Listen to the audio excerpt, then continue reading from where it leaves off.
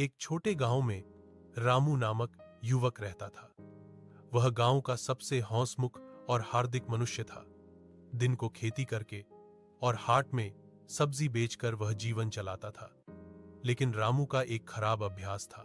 वह बाइक बहुत वेग से चलाता था। वह सोचता था, वेग से चलाने से समय बचेगा और मजा भी होगा। गांव के लोगों ने उसको अनेक बार कहा था, धीरे चलो, जीवन सबसे महिमामय है। लेकिन रामू कभी भी महत्व नहीं देता था। दुर्घटना के दिन एक दिन रामू सब्जी बेचकर घर लौट रहा था। शाम होने लगी थी। सड़क शांत थी। उसने सोचा, आज और तेज चलाऊंगा। गति बढ़ाकर बाइक चलाते समय सड़क के बीच में अचानक एक गाय आ गिरी। रामू हक्का बक्का होकर ब्रेक मारा, लेकिन बाइक का संतुलन बिगड़ गया और वह सड़क के किनारे गिर गया।